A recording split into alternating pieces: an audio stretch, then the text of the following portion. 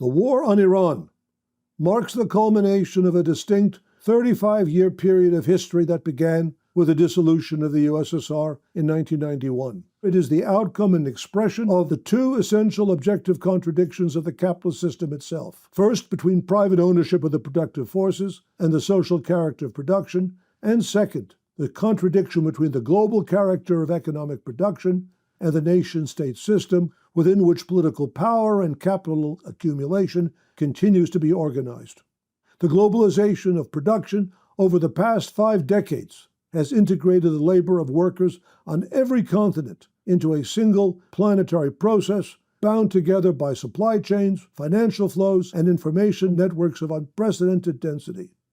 The dissolution of the Soviet Union in 1991 was proclaimed by the American ruling class as a historic triumph of capitalism. The so-called failure of socialism, it claimed, cleared the way for the restoration of the capitalist world as it was before the 1917 Socialist October Revolution. All that had occurred in the aftermath of the revolution, the upsurge of the international working class, and the social advances that were won in the aftermath of the defeat of Nazi Germany in 1945, was to be reversed. This nightmarish perspective was based on a false appraisal of the causes of the dissolution of the USSR and its global significance. What had failed in the Soviet Union was not socialism, but the Stalinist regime of anti-socialist nationalism, which was a repudiation of the Marxian internationalism that had inspired the October Revolution. The Stalinist program of socialism in one country, which detached the building of socialism in the USSR from the international struggle of the working class against global capitalism, had proven economically and politically bankrupt. The dissolution of the USSR in December 1991 was the consummation of that betrayal. For American imperialism,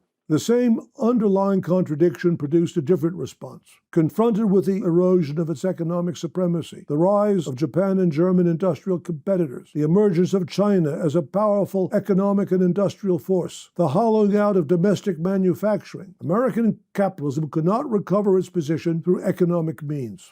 The only instrument it still possessed in overwhelming preponderance was military force. The following 3 decades shattered Iraq, Yugoslavia, Afghanistan, Libya, Syria, Ukraine, and other countries, costing millions of lives and creating the greatest refugee crisis since World War II. This is the framework within which the 35 years from 1991 to 2026 must be understood. They constitute a single historical process driven by the same unresolved contradiction between the world economy and the nation-state system that produced the 2 world wars of the 20th century.